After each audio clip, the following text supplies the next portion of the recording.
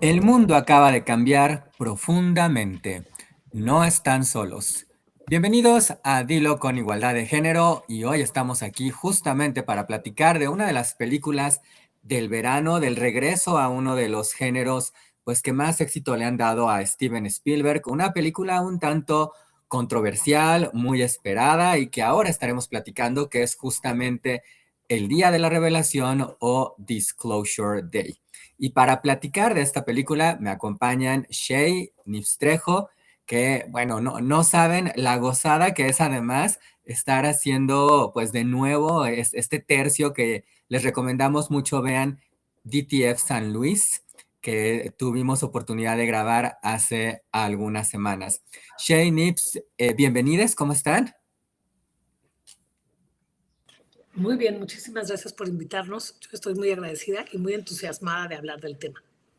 Igual, Excelente. igualmente, gracias por juntarnos, Charlie. Gracias a Shay que también está acá y pues muy feliz de iniciar esta conversación. Gracias a ustedes. Por favor, para esas personas que todavía no se han suscrito, muy mal si no se han suscrito, por favor, suscríbanse al canal, dejen su like, comenten, compartan. Cuéntenos un poquito de ustedes, cuéntanos un poquito de T-Shape, por favor. Pues bueno, yo soy filósofa de profesión y soy profesora del TEC de Monterrey de materias pues, que tienen que ver con filosofía. Me gusta mucho hablar sobre la colonialidad, el colonialismo, lo que ha sucedido en nuestras mentes, las narrativas que tenemos desde este mundo civilizatorio al que hemos entrado. Y me gusta mucho plantearme preguntas sobre realmente qué hay en nuestras vivencias físicas corporales, más allá de nuestras narrativas que nos determinen. Y eso pues soy yo. Muy bien, Shay, muchas gracias. Cuéntanos de ti, Nips, por favor. Soy doctor en estudios críticos de género y colaboro en la Facultad de Lenguas y Letras de la Universidad Autónoma de Querétaro y actualmente estoy enfocando mis investigaciones a las escrituras expandidas, ¿no? Las formas en las que la escritura también se va, pues es una práctica, ¿no? Que no se limita al papel, a la hoja, al teclado, sino que hay distintas formas de escritura y pues se escribe, se representa el mundo y los estudios sobre representación, figuraciones, imágenes, con una crítica de género son básicamente lo que me apasiona y me tiene por aquí. Nips, tú eres el culpable de que estemos aquí, afortunadamente. Sí, Gracias por ser ese culpable. Cuéntanos un poquito antes de meternos en detalles más técnicos y de ya irnos adentrando en la película.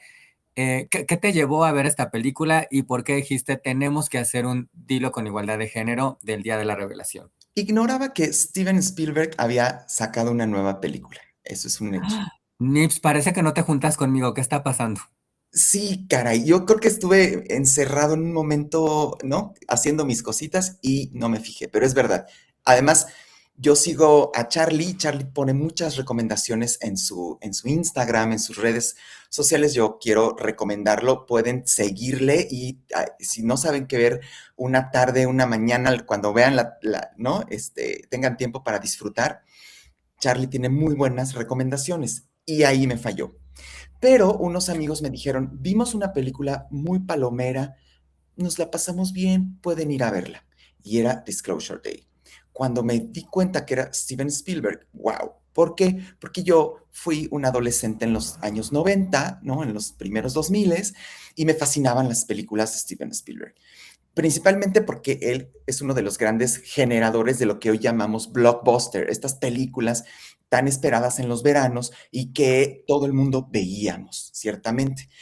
Cuando estuve en el cine, estaba iniciando la película, empecé como a maravillarme y encontrar esos hints, esas particularidades cinematográficas que este director nos suele regalar. A mí no me pareció una película palomera, me interesó un montón que volviera al tema de los extraterrestres, pero tenía unas sutilezas que considero solo se logran cuando alguien tiene experiencia y cierta edad, ¿no? Como el cuidado en los detalles, si bien tiene unas secuencias de acción importantes, creo que acá lo más importante de la película no es eso, ¿no? Sino los detalles pequeños, las sutilezas, un ritmo también que va increciendo, un ritmo llevadero, no es, digamos, esta película en un rush constante. Entonces, cuando terminó la película, me quedé con una sensación,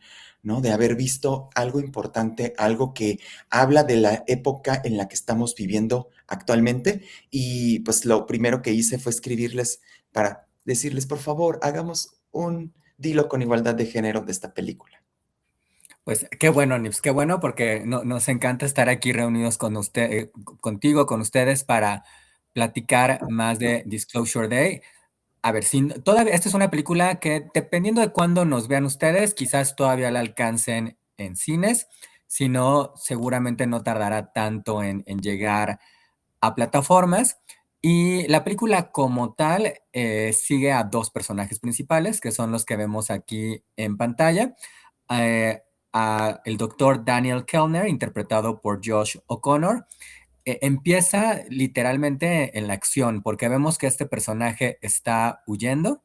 Y bueno, nos vamos a enterar poco después, ya saben que habrá spoilers, son por su bien, y está huyendo porque ha sustraído información pues privilegiada, clasificada, que revela la existencia, la presencia de vida alienígena pues en el mundo, ¿no? El otro personaje a quien sigue la historia es Margaret Fairchild, interpretada por Emily Blunt, quien es una reportera del clima, justamente, y quien de repente empieza a tener pues un entendimiento y acceso a información que no comprende del todo de dónde viene, ¿no? Y los caminos de estos dos personajes pues van a unirse para buscar pues hacer mejor sentido de esta información clasificada y para revelarla al mundo, que en realidad esa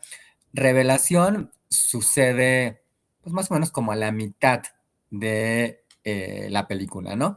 Esta película, como bien mencionaba Nips, pues yo diría que es el regreso de Steven Spielberg a los blockbusters, porque no es que Steven Spielberg se haya alejado del cine, es un director muy, muy prolífico, pero sus películas más recientes habían sido películas más personales, como Los Fabelmans, o quizás, pues para un nicho no tan comercial o popular como Amor sin Barreras, ¿no? Steven Spielberg, entre sus películas más famosas, hay un par de películas que tienen que ver con aliens, precisamente, como E.T., el extraterrestre, y Encuentros cercanos de el tercer tipo, ¿no? Entonces, ha sido una película que lo mencionábamos hace un ratito, un tanto divisiva, aunque ahora que veamos los números por acá, pues no del todo, porque en el metasitio Rotten Tomatoes tiene un 80% de la crítica, que es bastante bueno, y un 70% del público que pues es, digamos, decente, ¿no? En este metasitio, todo arriba de 60 significa que la película es buena. Entre más se acerca al 100, pues será una mejor película, pero sí coincido mucho contigo, Nips, en el sentido en que los comentarios como de a pie son de o a la gente le gusta mucho o a la gente no le gusta para nada, ¿no? Que a mí me puede hacer sentido por algunas cosas que suceden en la película y que ya estaremos comentando. Shay, ¿cómo fue tu primera experiencia con esta película que le dejamos de tarea a Shay? Perdónanos, Shay, por estarte dejando tarea. No, de hecho me encantó. La verdad es que la vi apenas ayer, ¿no? Salí corriendo porque dije, tengo tarea y tengo que ir a hacerla. En algún momento pensé llevarla con mi hija, porque no sé si recuerden que siempre hago comentarios de ella. Lo único que leí de la película era que no era recomendable para menores de 13 años, no porque sea una película de miedo, ni mucho menos, no hay escenas violentas. Bueno, no hay escenas como evidentemente sexuales y evidentemente violentas, pero tiene como cosas de comunicación no común y para una infancia puede no ser tan sencillo comprender. Entonces, ya cuando leí eso dije, uy, va a ser de miedo, me muero. Pero me acordé, yo soy muy mala en el cine, y me acordé que Steven Spielberg hizo E.T. Entonces, eso me dio mucha paz porque Yo aprendí a andar en bicicleta gracias a E.T. Recuerdo que cuando me aventó mi mamá, yo decía, hey, E.T., sálvame. Entonces, recuerdo que fue como algo que me dio mucha esperanza para seguir en la vida, como mucha fuerza, como que todo iba a salir bien, pues. Y la fui a ver con esa intención, con esa esperanza. Me sorprendió muchísimo, me sorprendió mucho que cumpliera con todas mis expectativas desde que la empecé a ver. Yo no he visto ninguna de las otras películas que mencionaste de Steven Spielberg. No sé si sea bueno o malo. Justo platicando con mi marido me decía, no, Sheila, pero no todas sus películas tienen ese sentido esperanzador. Y yo, bueno, pues no me importa, ¿no? Me quedé con esa sensación una vez más de él y me encantó el momento en el que la está haciendo, o sea, el momento histórico real, el momento histórico de la película, como todo este pensamiento y la narrativa que tenemos en la cabeza sobre las posibilidades de que se termine la Tierra, que haya una tercera guerra mundial, que ya no haya esperanza entre los humanos, que la economía sea lo primero, que los grandes monopolios, los dueños de la verdad, los dueños del Internet, los dueños de todo, tengan el poder y no haya como ninguna esperanza de que podamos acceder ni a la verdad ni a poder romper tantito esta dinámica que viene con la inteligencia artificial y con el mundo que está encima de nosotros. Y entonces me dio como mucha luz verla en este momento. Vaya, es un blockbuster, pero no es un blockbuster tan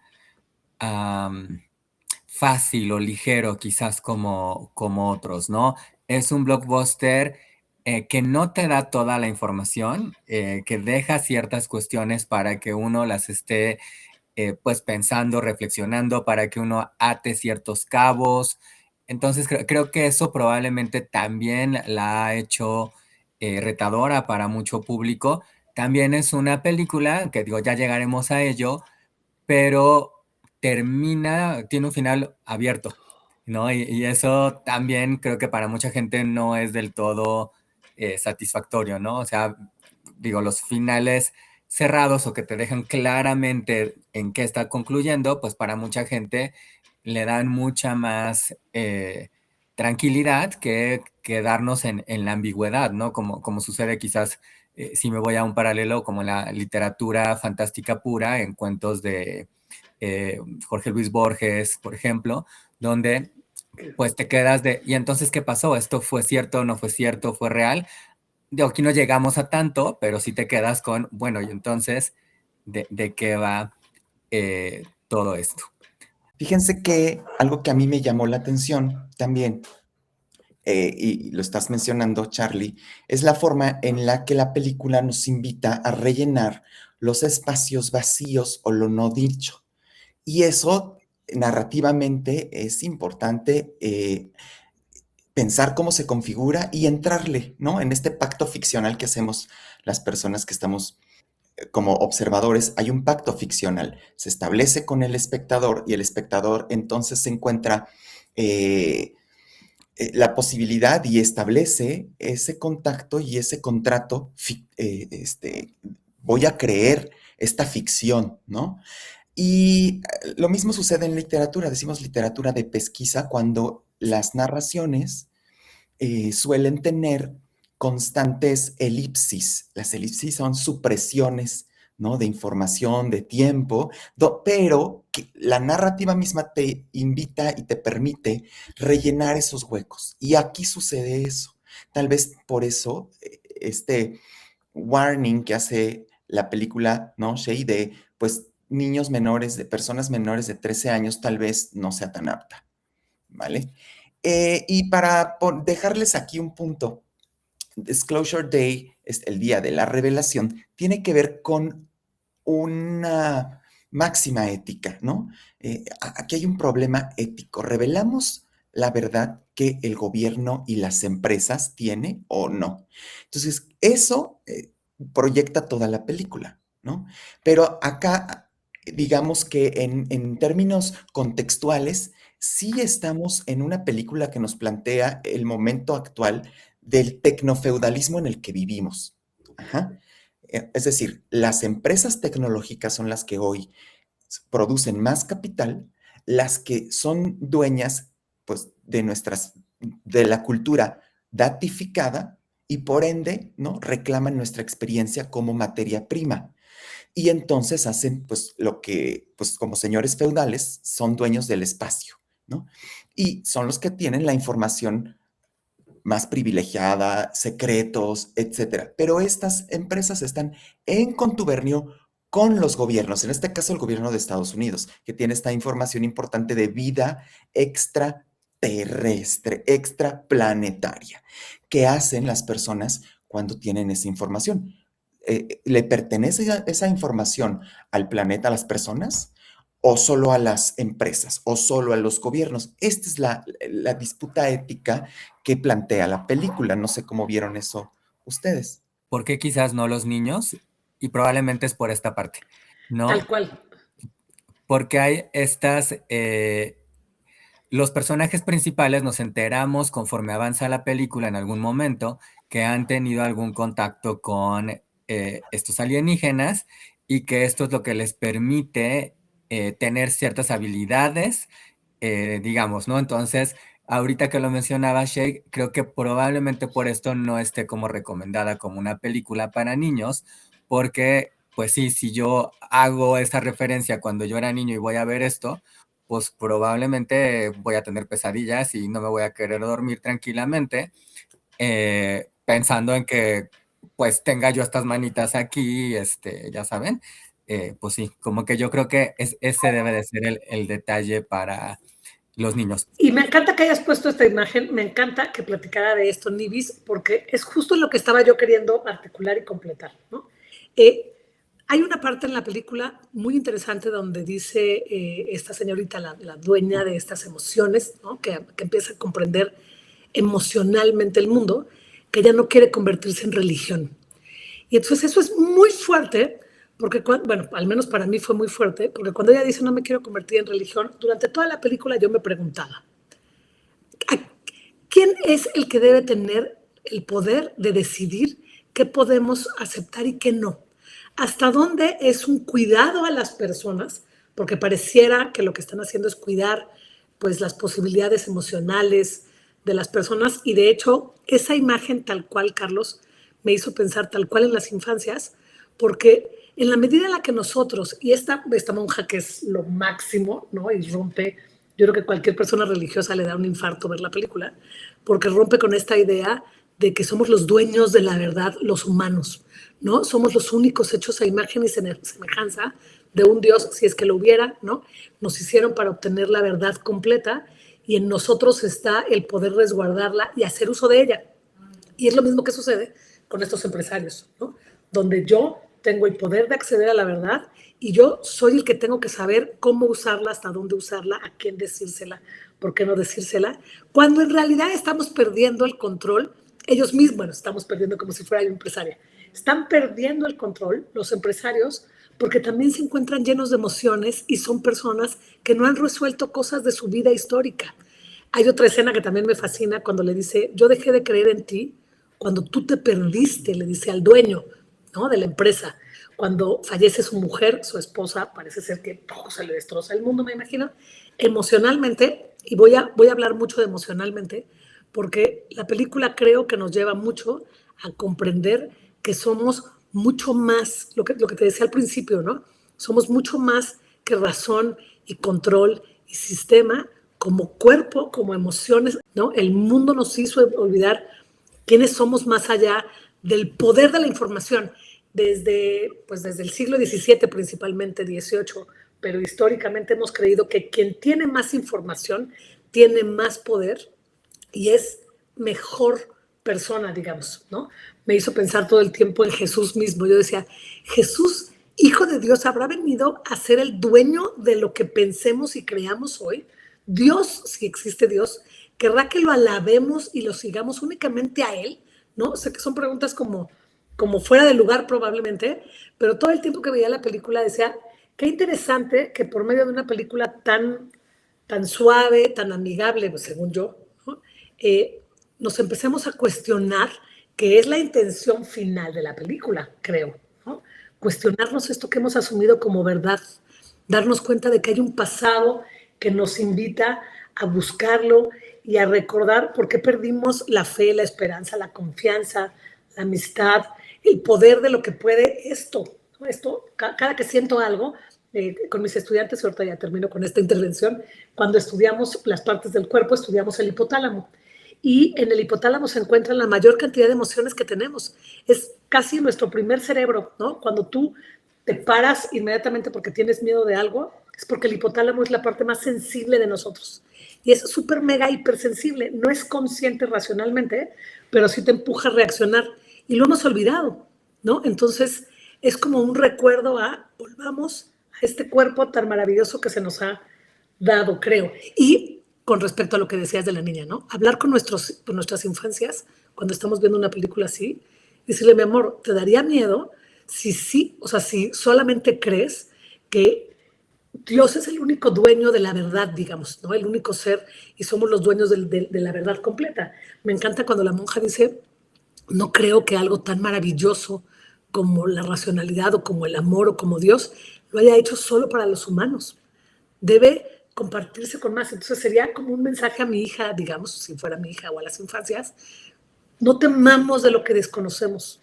Siempre tememos de la otredad, temo del que es diverso, temo del neurodiverso, temo del diverso sexogenérico, temo del... No, porque desconozco. ¿Y por qué no darnos la oportunidad de acercarnos de otra manera, no? Es que hay algo muy interesante que hace la película, justamente tiene que ver con, eh, tú ya mencionabas lo desconocido, desde luego, ¿no? Y la religión y la ciencia tienen que ver con lo desconocido, ¿no? Tienen que ver con maneras de explicar lo desconocido, ¿no? A mí me gusta, y voy a parafrasear un poco desde luego ahí, pero tenemos, el personaje de Josh O'Connor tiene a una novia, y nos enteramos que esta novia en algún momento quiso ser monja, ¿no? Y así es como llegamos en esta huida, llega con las monjas y está platicando con esta monja en particular y la pregunta que le hace, que además me gusta mucho la respuesta, porque dice, oye, pero entonces, ¿cómo, no? ¿Tú crees que hay vida en este universo o que somos los únicos? ¿No? Y la respuesta me pareció como muy atinada en el sentido en que me parece que reconcilia muchos aspectos y muy inesperada, ¿no? Porque la monja le dice, pues sí, es que, a ver, se supone que Dios creó a la humanidad el tal día, y si se tomó el tiempo de crear un universo que no es pequeño, precisamente, pues no pensaría por qué, pues no se tomó tiempo para crear más vida u otras formas de vida en el universo, ¿no? Y entonces dije, ah, caray, yo no me esperaba esto, o al menos quienes hemos crecido más bajo, pues, una educación católica cristiana, pues como que te dan a entender que somos nosotros y el universo es como el escenario, pero nada más somos nosotros, ¿no? Nosotros somos como los especiales, ¿no? Eh, y claro, y entonces tenemos este planteamiento de buscar respuestas, ¿no? Y este juego que está ahí, porque además, pues claro, lo decía muy bien Nips, pues hay esta cuestión de este acceso a la información y acceso a las verdades. Y entonces, esta información y esas verdades son manejadas, por un lado, por la iglesia, y por otro lado, por la ciencia, desde luego, por los científicos, pero también están ahí como otro actor, otros actores muy importantes. Uno, las empresas, los empresarios, ¿no? Que también son dueños de esta información, de qué sabemos, cuándo lo sabemos. Vaya, pensemos tan sencillo como en cuestiones médicas, por ejemplo, ¿no? ¿Qué tanto o qué tan rápido sabemos de estos avances? ¿Qué tan conveniente o no puede ser que lo sepamos? Porque al final, pues la medicina es un negocio, ¿no? Y el otro actor que estoy pensando, desde luego, y que aquí, pues muy convenientemente, desde luego, es representado por el personaje de Emily Blunt, pues son los medios de comunicación, ¿no? Porque los medios de comunicación también deciden qué se dice, cómo se dice, cuándo se dice, qué tanto se dice, ¿no? Vaya, Por eso hay muchas teorías de la comunicación en torno a pues todo lo que sucede en relación a esta información que se da, cómo se da. Vaya, al final, y que también es algo interesante, ¿no? Eh, hay por ahí esta historia ya muy famosa al inicio de los medios de comunicación cuando se lee justamente, si no me recuerdo, es 1984, y la gente escuchaba radio, no estaban acostumbrados como nosotros, y la gente escuchaba, están llegando los alienígenas, y la gente estaba espantadísima, pero la gente no tenía lo que nosotros ahora tenemos, que contrasta muchísimo, que es quizás esta desconfianza o esta confianza muy alterada de la información, ¿no? Porque en aquel entonces lo que la gente veía en la pantalla de su casa, bueno, en estas televisiones que se acordarán eran unos armatostes grandotes y que la gente de repente decía, ¿cómo es que hay esos muñequitos ahí adentro? No entendían que los muñequitos no estaban ahí. Pero hoy estamos en el contraste opuesto, porque esos muñequitos ya no están en unos armatostes, ya están en tu teléfono, ¿no? Y están en todas partes, ¿no? Entonces, eso también genera y lo presenta la película alrededor de eh, sucede, cómo está siendo controlada esta información y también cómo va a ser recibida la información y desde luego la información alrededor, o mejor dicho, la información que nos quieren dar, ¿no? Porque creo que el otro punto esto se llama el Día de la Revelación. Y yo creo que hay dos revelaciones. Una que es como muy, pues no sé si llamarlo obvia, es hay vida extraterrestre en la Tierra. Y la segunda revelación que realmente no se da tiene que ver con qué nos quiere decir esta vida extraterrestre, que creo que esa está más, pues como parte del subtexto de la película, ¿no? No está tan, eh, ahora sí que en tu cara, ¿no? Tan aquí les va, lo que quiero decir, ¿no? Pero pensaba como en esto, ¿no? En relación a lo que decía Shea y lo que planteaba también Nips. Correcto, y me gusta mucho, Charlie, que hagas este planteamiento de los actores que están en juego en la narrativa de esta película, ¿no? Los medios de comunicación, eso es un actor importante porque nuestra protagonista, que la actriz Emily Blunt encarna, pues es una comunicóloga, se encarga de dar el tiempo y es también la encargada de hacer que la información se distribuya en una suerte de justicia distributiva de la información que todas las personas, a la cual todas las personas tenemos derecho. Ahora, creo que la infancia es un punto también importante, ¿no? No es un actor, pero aparece en las infancias. Son estos protagonistas en su infancia tuvieron un contacto del tercer tipo con un E.T., hablando en términos de Steven Spielberg, ¿no? Y este contacto les permitió capacidades humanas especiales, potenciadas, vamos a decirlo así, o sobrehumanas. Emily Blunt, esta se llama Margaret Fairchild, cuando era niña, pues fue tocada por esta vida extraterrestre, lo mismo que el personaje de Josh O'Connor. Ambos fueron tocados y empiezan en su vida a desarrollar capacidades, ¿no? Que aquí son las capacidades que les permiten entonces también sortear las dificultades para poder hacer visible la información, ¿no? De que hay vida extraterrestre en la Tierra. Qué interesante me parece a mí que sea esta pareja, pero que dentro de la pareja también sea el personaje femenino quien tiene una responsabilidad más importante, ¿no? Y hemos visto en los últimos 10 años que los personajes femeninos han demostrado cargas protagónicas especiales, ¿no? luego de que también ha habido pues todo un movimiento feminista donde la representación ha sido uno de los canales importantes para tratar de mover las formas en las que hemos venido pensando la feminidad, la masculinidad, las relaciones de pareja, etcétera. Aquí, si bien no son pareja, hay una amistad que tiene un cometido importante, que es revelar la verdad, ¿no? Ese es el dilema ético. Entonces, aquí este tándem, esta pareja que se conoce de manera furtiva y que después se da cuenta que ambos tienen este componente específico de haber sido tocados por los extraterrestres en su vida muy infantil, temprana, se vuelven una suerte de activismo. Entonces este se vuelve otro actor.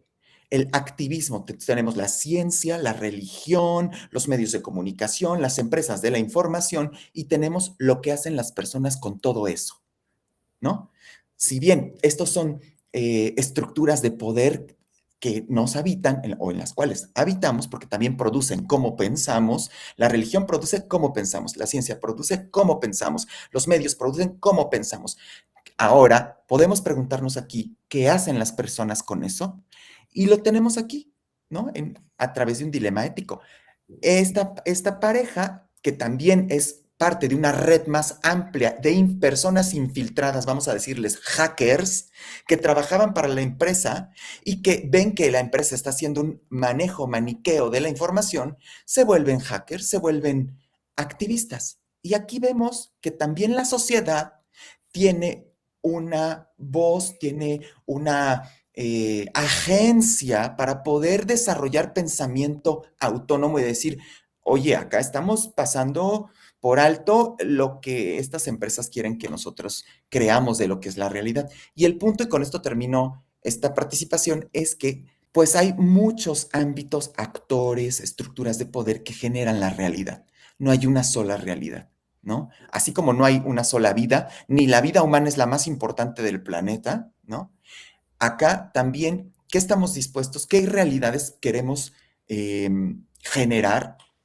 ¿Y quién puede habitar esas realidades para ir avanzando en el tema? Que me haces pensar un poco en Matrix, ¿sabes? Como en este sentido de te quieres tomar qué pastilla te tomas Claro. y quieres seguir viendo la realidad como te la han construido los medios, la religión o algún otro aspecto, o quieres tomarte la pastilla que te permita ver la realidad bajo otras aristas mucho más amplias y críticas. Ve qué interesante la propuesta, según yo, de este director, ¿no? O de todos aquellos que participan. Las personas más vulnerables en el mundo son las infancias. Y lo que nosotros le digamos a una infancia será la forma en la que va a determinar su actuar en un futuro. Las infancias tienen poca información o poca vida o poca experiencia para poder entender lo que sucede en su infancia, para poder pues estructurarla, jerarquizarla, poner valores de verdad, etc. Entonces, como que creo que es un mensaje súper lindo sobre cómo, mucho de lo que estamos actuando y de lo que estamos haciendo cotidianamente pues estos adultos, ¿no? Llámese dueños del poder o ciudadanos comunes y corrientes o lo que sea, está determinado de alguna manera por nuestras infancias. Qué importante es revisar qué pasó, cómo pasó. A mí esa escena me parece increíble. Yo no quiero recordar el pasado, no quiero saberlo todo, dice Melanie, dicen, ¿no? ¿Qué se llama? Ella está aterrada de volver a la casa de su infancia porque sabe que algo sucedió ahí. Pero de entrada me hizo pensar en la banalidad del mal de Hannah Arendt, ¿no?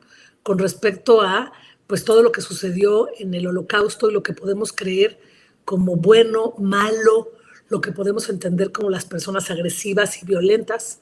Y entonces es que me fui a todos estos archivos que han salido en los últimos 10 años sobre trato de personas, sobre abusos sexuales a infancias, sobre, ¿no? Uso de poder entre varias o varios empresarios, cómo vulneran y cómo maltratan a las infancias principalmente, pues, ¿no? Insisto.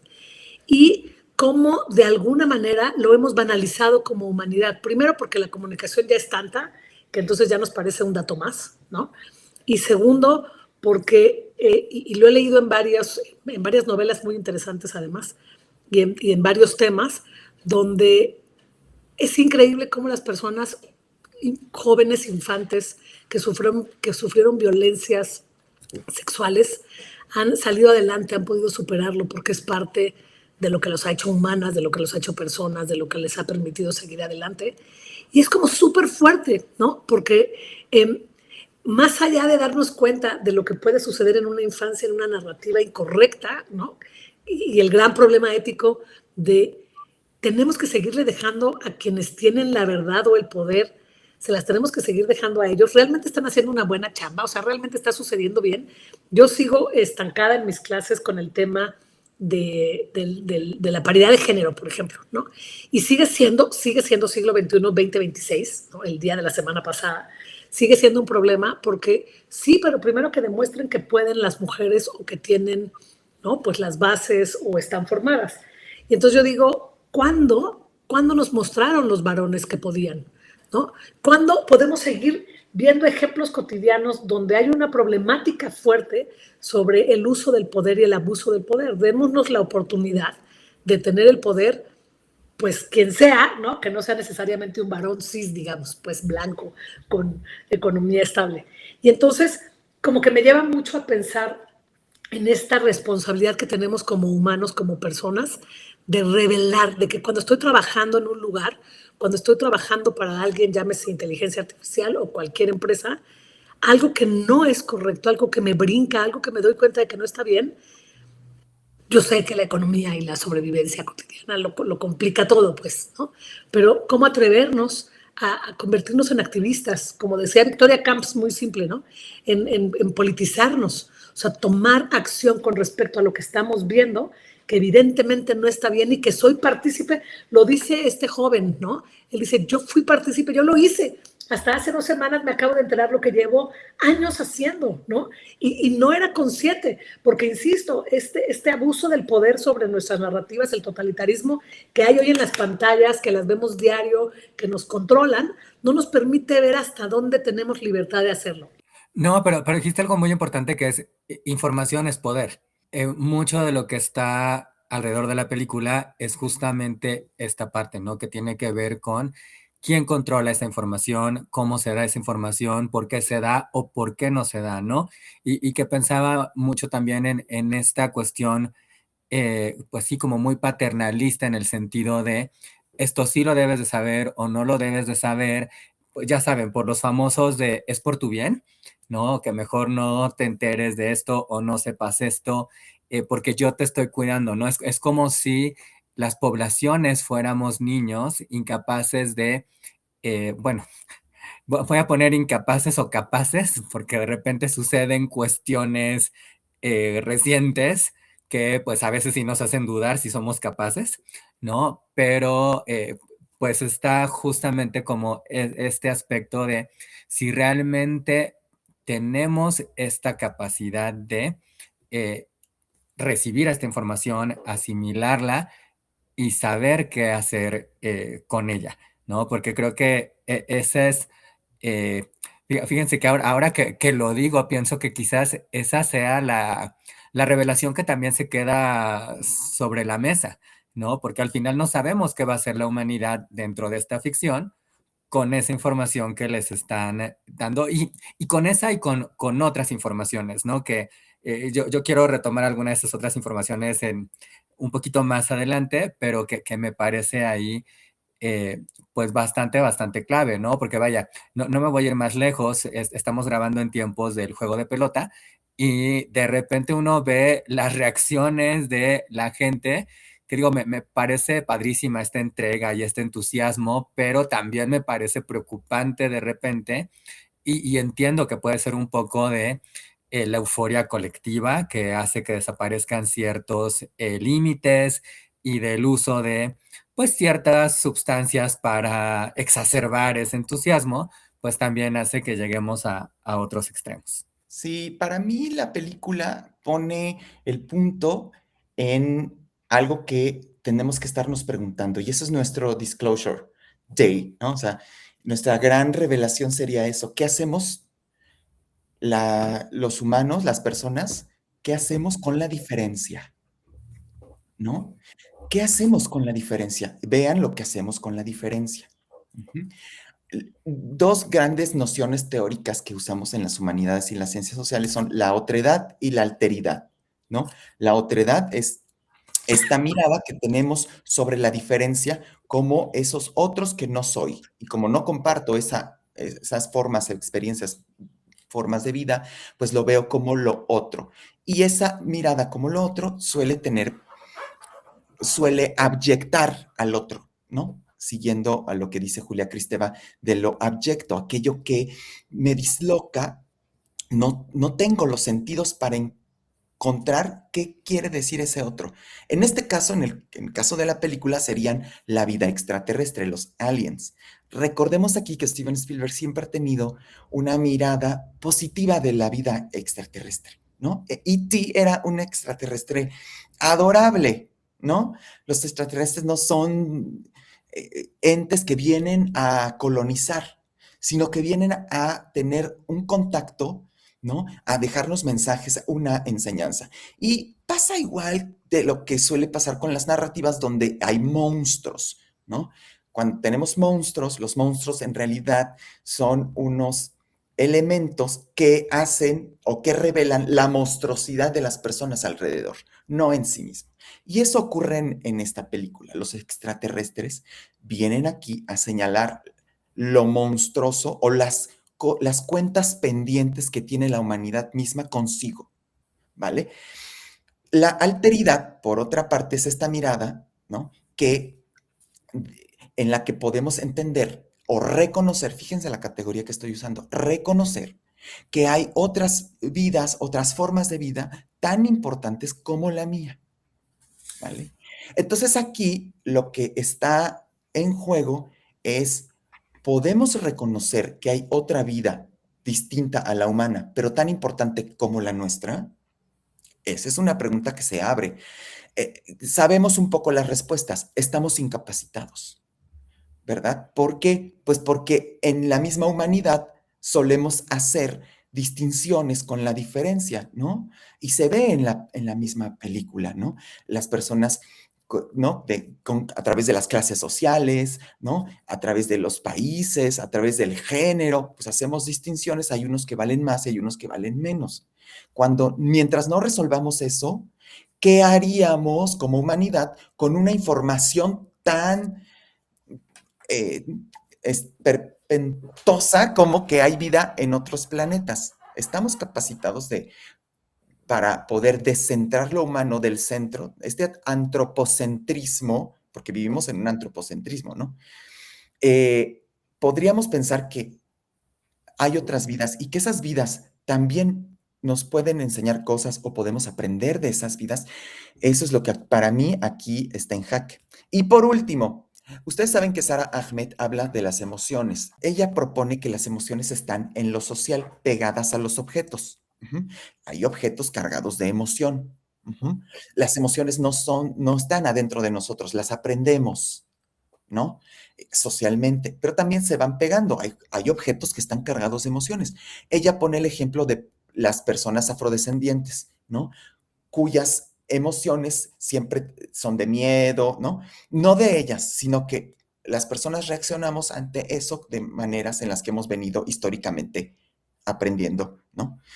Si ves un cuchillo, ¿no? Porque ese objeto tiene unas emociones pegadas y a través de su distribución en el espacio, pues las emociones se van también asimismo distribuyendo. Creo que esto nos ayudaría a pensar acá qué hacemos con la vida extraterrestre y cómo desde la infancia hemos aprendido que son seres malos, que lo que desconocemos de entrada siempre hay que temerlo antes de verlo con curiosidad, antes de verlo con asombro, antes de tratar de entender o de reconocer que hay otras formas, venimos con miedo. Y ese miedo es algo que aprendemos, no es algo que viene de nosotras así, porque estamos en un mundo que esparce el miedo.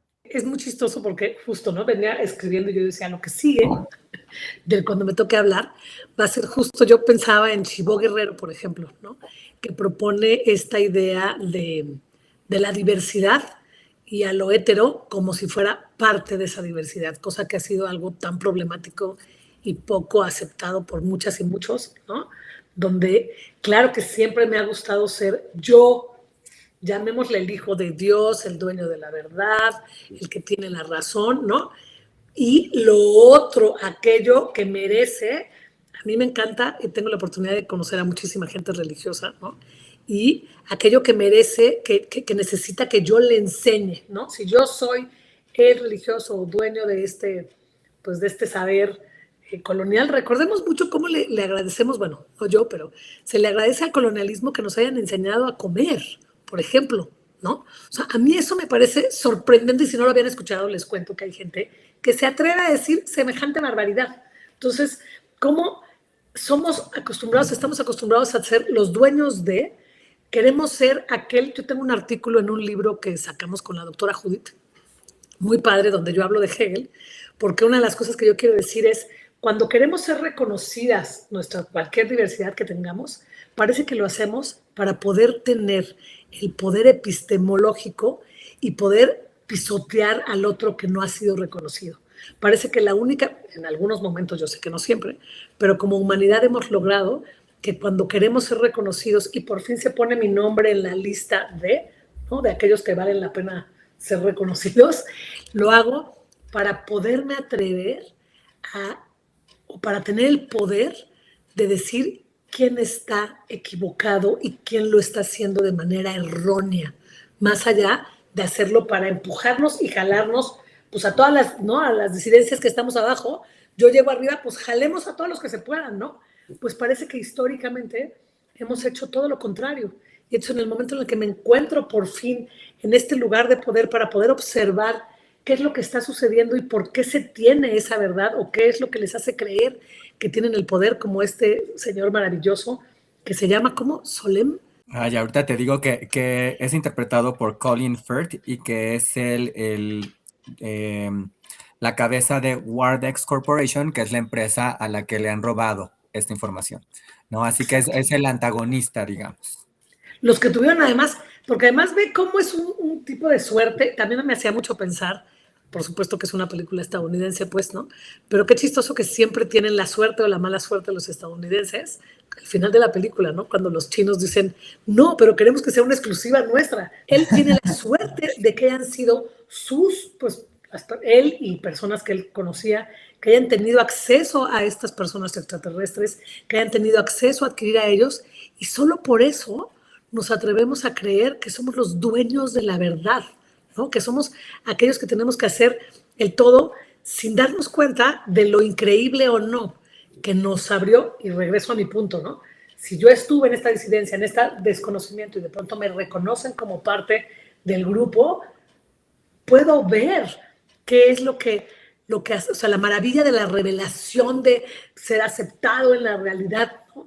¿Cómo no desearle eso a toda la otredad a la que tanto miedo le tengo y a la que tanto miedo me tenían cuando yo estaba en esa oscuridad? A eso me refiero. ¿Cómo me parece que esta película nos empuja mucho? Pienso también en Yasna, ya lo pensé todo el tiempo que veía la película. ¿Cómo les encanta ponerle nombre al otro? ¿Para qué? Para discriminarlo. No es parte de mi identidad, pero aquel que tiene el poder ha elegido qué nombre me corresponde para que yo defina toda mi identidad con respecto a lo que ellos han dicho de mí. Y entonces, pues es muy loco porque la película lo presenta todo el tiempo. No vamos a tener la capacidad de entenderlo y sin darnos cuenta, pensándome yo como mexicana, cada que volteo a ver, bueno, no yo, pero las personas volteamos a ver a la otra edad, no, es que no tiene la capacidad para entenderlo, no, es que no puede no alcanzarlo a ver, no, es que es que somos más. Pero, Shay, ahorita que mencionabas esto, me hacías mucho pensar en esta cuestión de, uno, la verdad, pero otro está la cuestión de lo correcto, ¿no? Porque ahorita que tú explicabas en relación a todo esto, ¿no? Y que creo que es la historia de la humanidad, ¿no? Y que lo seguimos viviendo hoy en día, hay como esta cuestión de porque los que pertenecemos a esta cultura o a esta sociedad sabemos más o sabemos mejor. Y entonces es más correcto, o sea, que quedaba ahí un poco en lo que mencionabas, ¿no? En este sentido de, bueno, es que cuando llegan los españoles, porque eran más civilizados, entonces eso era lo correcto, ¿no? Pero ¿quién dice que lo sea o no lo sea? ¿No? Porque al final de cuentas simplemente estamos hablando de formas o maneras distintas de entender el mundo y de desempeñarse frente a este mundo, ¿no? Pero es esta cuestión de te voy a enseñar a comer. ¿Y quién dice que la mejor manera o la manera más correcta de comer sea con cubiertos o con, ¿sabes? Porque hay toda una construcción ahí de significados y de una cosmovisión y vaya, toda esta forma de ver el mundo, ¿no? Entonces creo que eso está puesto ahí.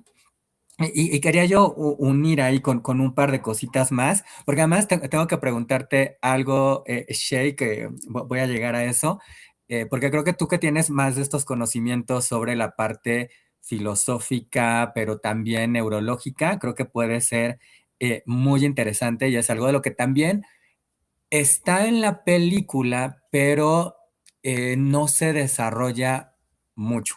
Pero bueno, ahorita voy a llegar ahí, solo quiero hacer un par de conexiones rápidas. Hace un ratito que hablaba Nips de los monstruos que están aquí como parte de la historia. Quería acotar que estos monstruos narrativamente es lo que se conoce como un tropo, es decir, es un elemento narrativo que sirve para expresar algo.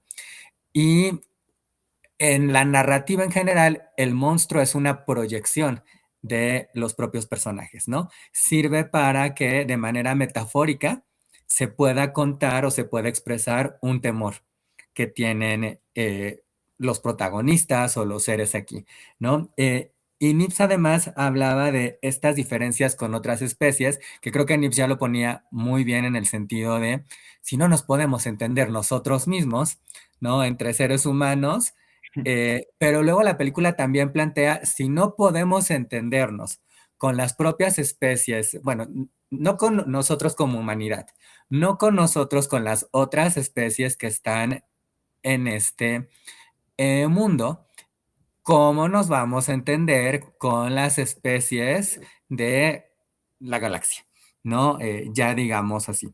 Y hablando de eso, y aquí voy un poco a lo que quería comentarles y plantearles, algo que hace la película que a mí me pareció interesante, que creo que tiene mucho más para desarrollar, tiene que ver con un par de situaciones que suceden. Una escena importante en la película es esta, ¿no? Donde aparece este pajarito, este petirrojo, y como que de alguna manera activa en el personaje principal esta habilidad de entender otros idiomas y demás, ¿no? Entonces vemos esto con ella, que ya luego nos enteramos lo que habíamos mencionado antes, que es algo planteado o sembrado, digamos, cuando era una niña, pero también algo que sucede con el personaje antagónico, que nos damos cuenta que tiene como este aparato, ¿no? Que le permite de alguna manera conectar o rastrear con las demás personas. ¿A dónde voy con todo esto? Hay una parte de nuestros cerebros y de la ciencia que busca explicar esta suerte de fenómenos. Es decir, no es que esto salga de la nada. Hay gente que tiene un accidente y de repente empieza a tener alguna habilidad distinta de las que tenía antes. Leía yo hace poco hablando de novelas y claro, yo lo pensé como, ay, esto es una novela, es ficción, pues no sé qué tanto es real o no. Funciona dentro del contexto de la novela, ¿no? Y ahí hablaban de la noética, que es una rama de la filosofía y el estudio de las leyes fundamentales del pensamiento, ¿no? Que lo que hacía es justamente, pues, explicarnos o decirnos cómo es que las personas tenemos como este sexto sentido también, o esta habilidad de entender y comprender con los demás, lo que al final acaban planteando la novela, y el autor aquí a lo mejor no me va a hacer ningún favor, porque el autor es Dan Brown, el actor del Código Da Vinci, y en su novela más reciente, que se llama El último secreto, habla de todo esto, y lo que plantean un poquito ahí es como este sentido de como que existiera una verdad, hablando de la verdad, por cierto, pero esta que sí es como una verdad universal, digamos, o una verdad que está ahí, a la cual todos tenemos acceso, pero no necesariamente todos sabemos cómo acceder. Es un poco como si la verdad o el conocimiento, que miren, me gusta más el conocimiento que verdad, está en la Tierra.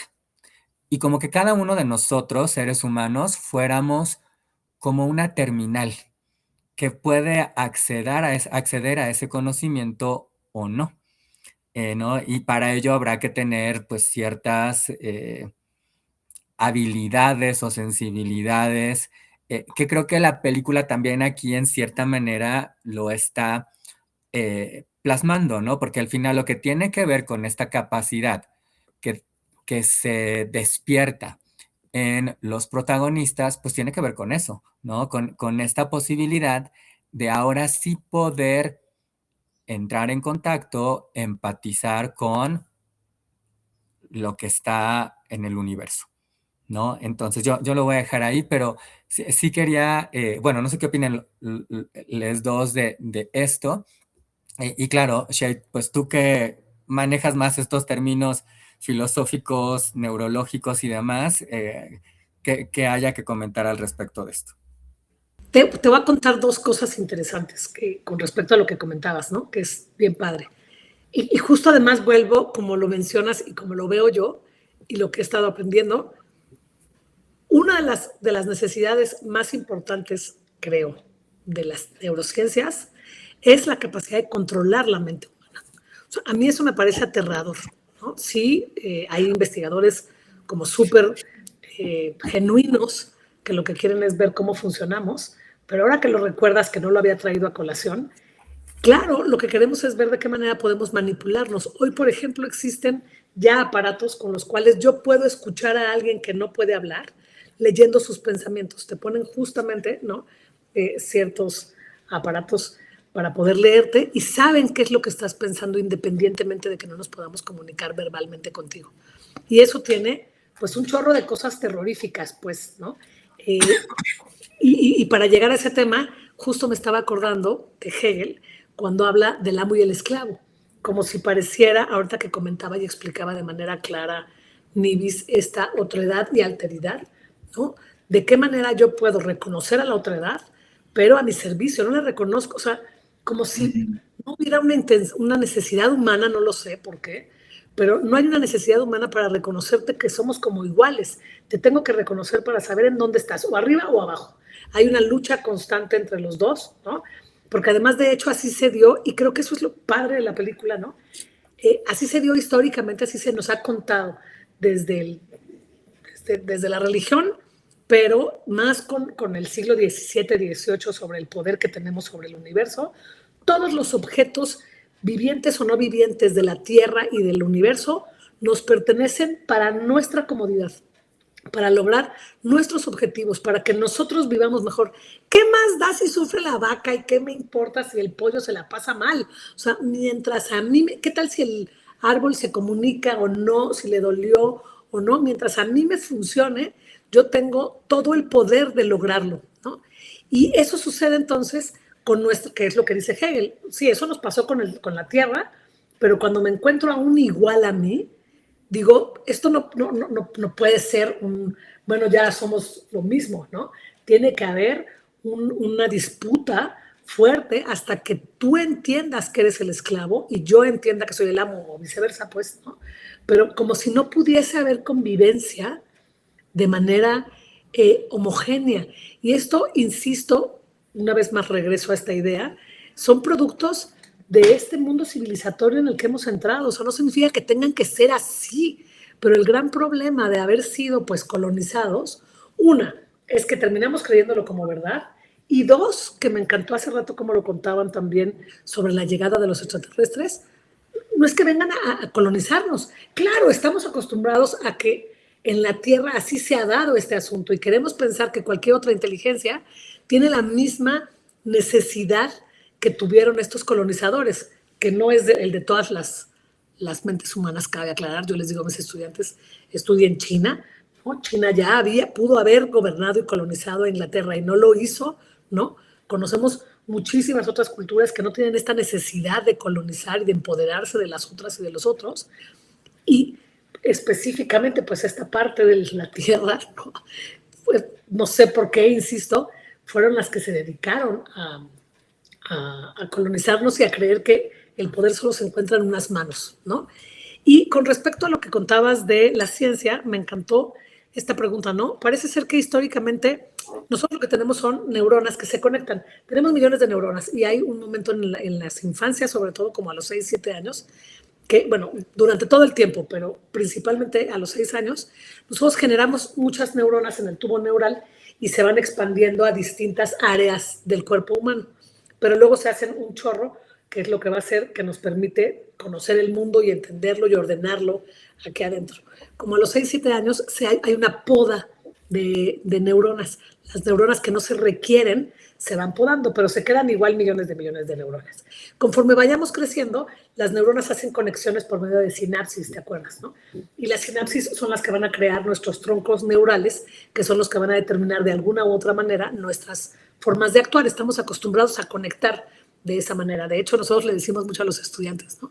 Si siempre te acostumbraron a llorar y que tenías una necesidad, llorar y que te la resuelvan, pues esa sinapsis se fortalece y entonces ya estás esperando que en la clase te sientas mal, llores y te pase la profesora, ¿no? O el profesor. Y una de las maravillas que sucede es siempre hay que invitar a nuestros estudiantes a que conecten neuronas que no están conectadas con otra neurona de maneras distintas, que busquen formas diferentes, buenas o malas, no importa, funcionen o no, pero que busquen formas distintas para conectar, porque una de las cosas que va a suceder cuando tienes un accidente es que el cuerpo se encuentra en una necesidad tal que tiene que empezar a conectar neuronas con otras neuronas. Y de ahí vienen habilidades que no teníamos o que parece que no las teníamos, que estaban ahí. Insisto, las neuronas ahí están, la posibilidad existe, pero no conocíamos esa conexión. Y eso sucede hasta el final de nuestras épocas. De hecho, cuando los troncos neurales se van debilitando, ¿no? Lo que sucede es que entra la posibilidad, porque también se están debilitando todas las neuronas y las sinapsis, pero cuando se debilita un tronco neural por la edad, entra la posibilidad de conectar de maneras distintas.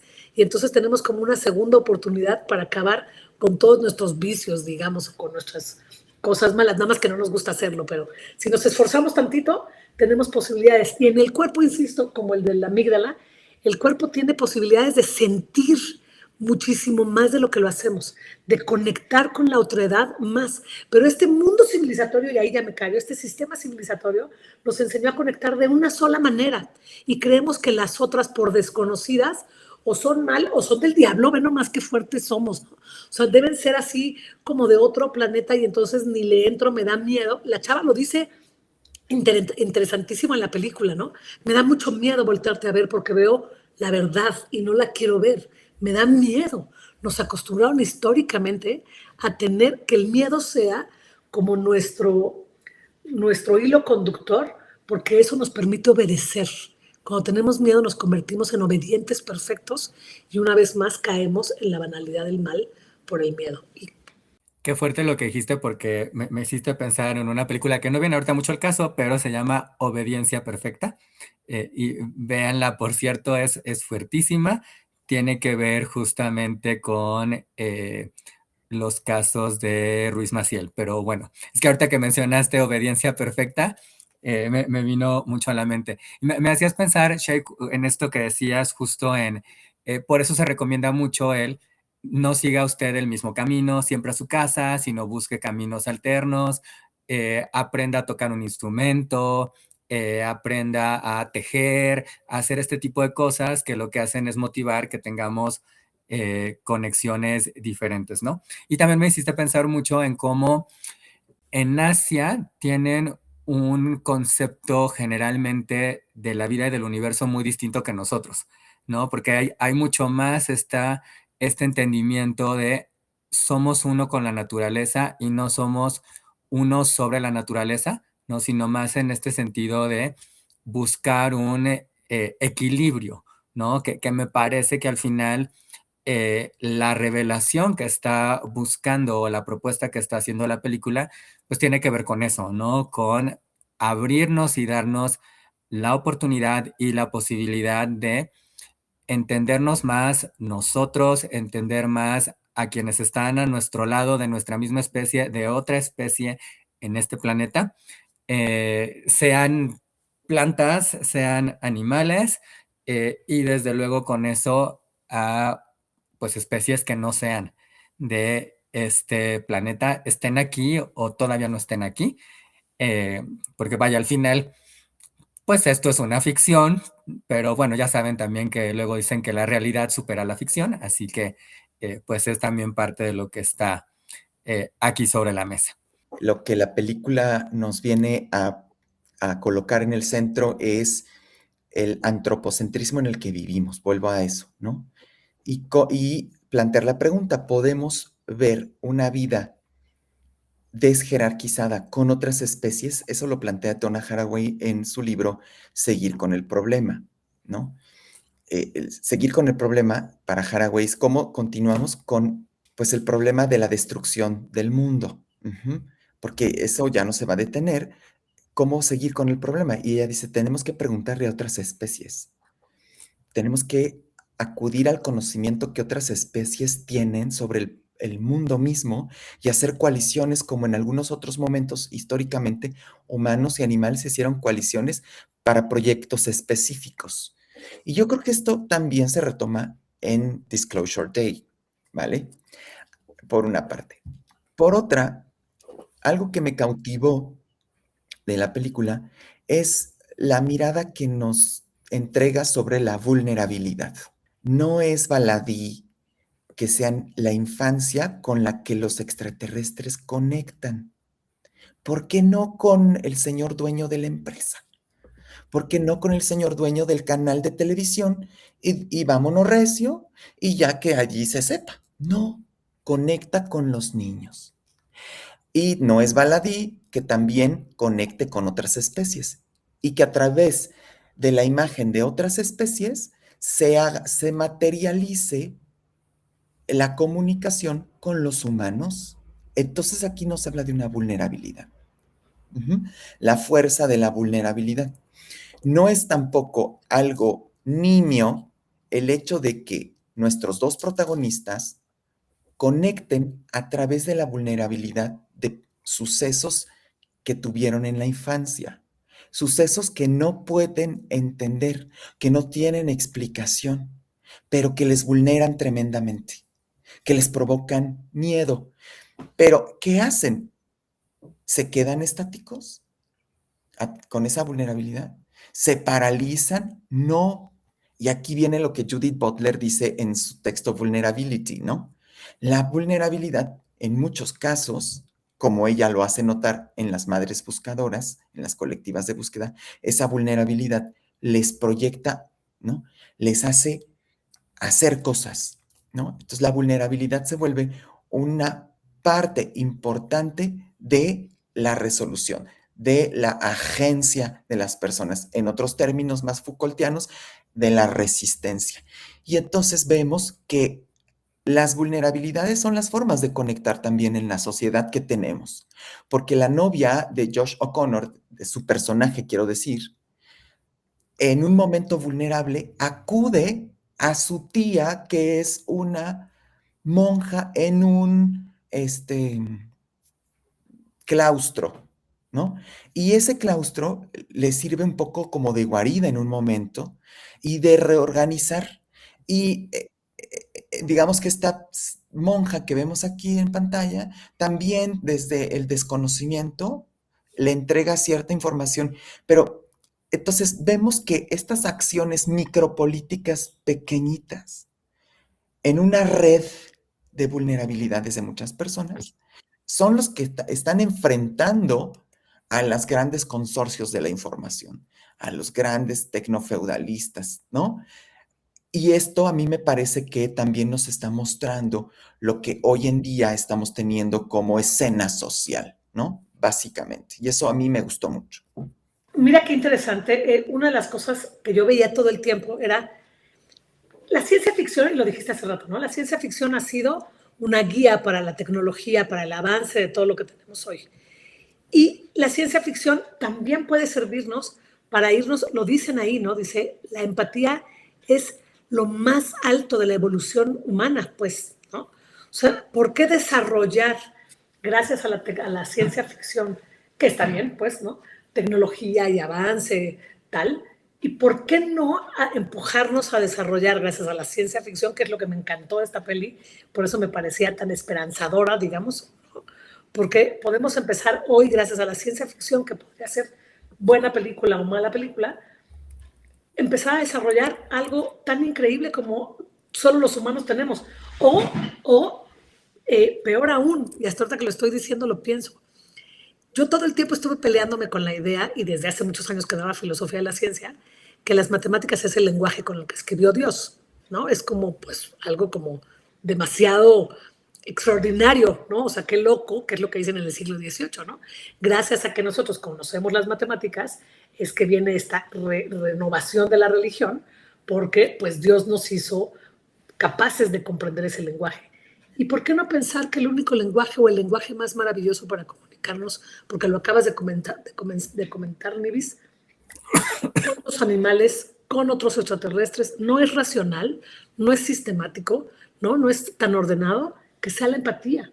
O sea, ¿no? ¿Por qué no por medio de algo tan interesante? Y además aquí retomo una vez más lo que ya habías dicho, es muy interesante que sea una mujer la que principalmente pues es como quien va a romper con esta idea, ¿no? Históricamente hemos criticado a las mujeres por sensibles, por emocionales, por empáticas, porque comprenden, ¿no?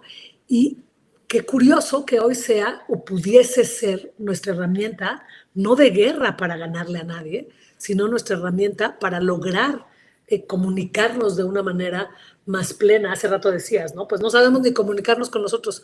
Ojo, ahí está, hay algo que tenemos todos los seres humanos y se llama la capacidad, como bien lo decías, ¿no?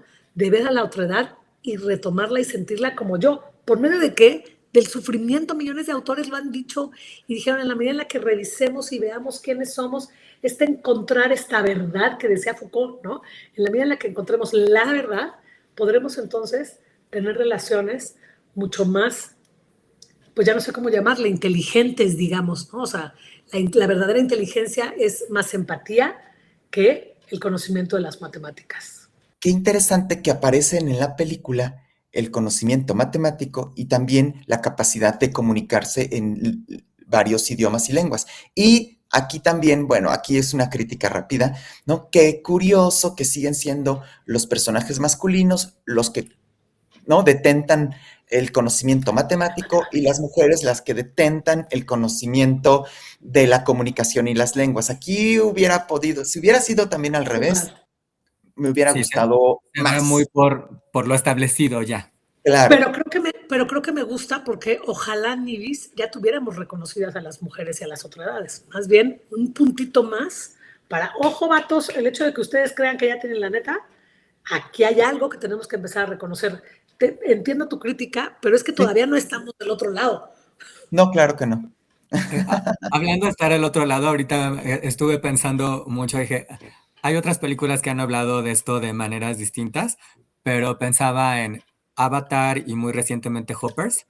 Las dos tienen esta cuestión de eh, un personaje puede meterse, digamos, o entrar en la realidad de los otros personajes y entonces eso le permite ver el mundo de manera distinta y empatizar con ello, ¿no? Digo, y además, pues por ejemplo, Avatar, con todas las críticas que les podemos hacer, porque la verdad es una historia bastante predecible, pero Pandora como tal tiene mucho esta visión que también está proponiendo esta película.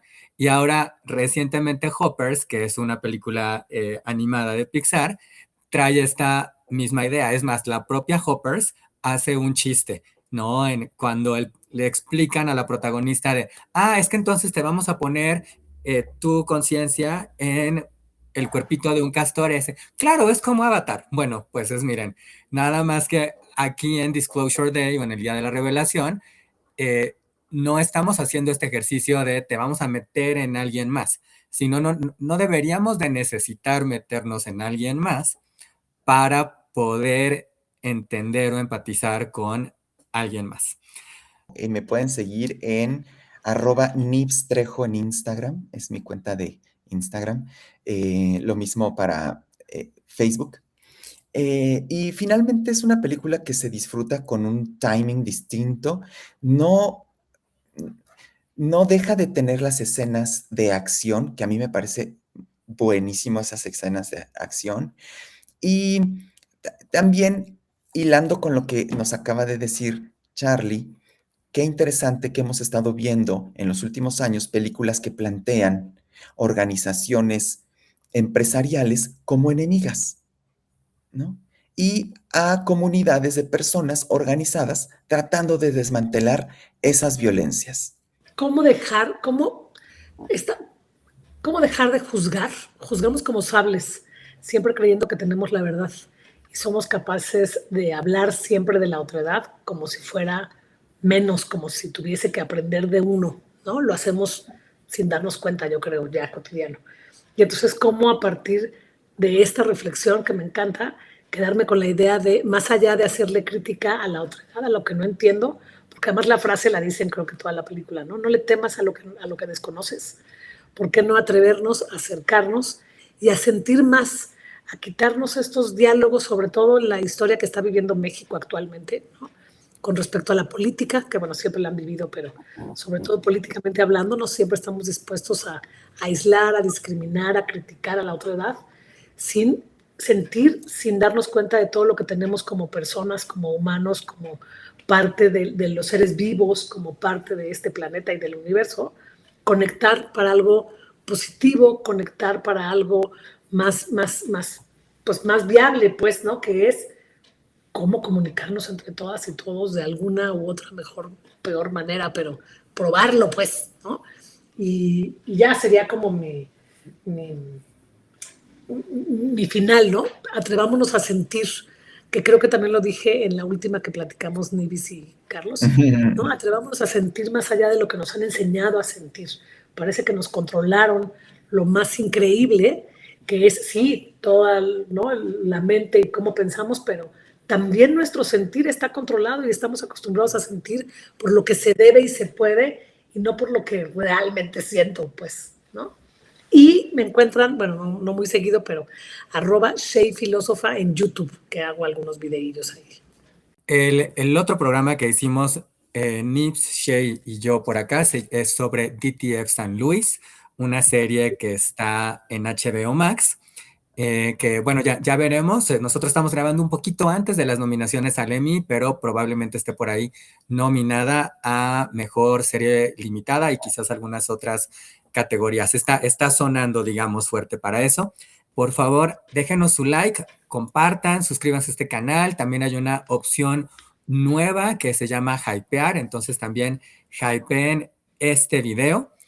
Muchas gracias, Shay, muchas gracias, Nips, gracias por acompañarnos. Yo también los espero, como ya decía por ahí, Nips, en Carlos A. Mendiola o Carlos Andrés Mendiola, aquí en YouTube, en Instagram y en TikTok, donde les tenemos mucha información sobre series y películas. Y bueno, pues yo empecé diciendo que el mundo acaba de cambiar profundamente, no están solos, que es justamente la manera en cómo la conductora de noticias da a conocer que pues hay alienígenas entre nosotros, ¿no? Y bueno, pues ojalá que el mundo cambie justamente con esto que mencionábamos, ¿no? Con esta conciencia y con esta perspectiva de abrirnos y tener la oportunidad y la posibilidad de conocer y de empatizar con los demás sin que haya nada que nos esté llevando a juzgarlo, ¿no? Primero, abrámonos a comprender, a entender, a ver otras realidades y otras posibilidades. Muchas gracias por estar con nosotros y nos vemos muy pronto en un próximo Dilo con Igualdad de Género.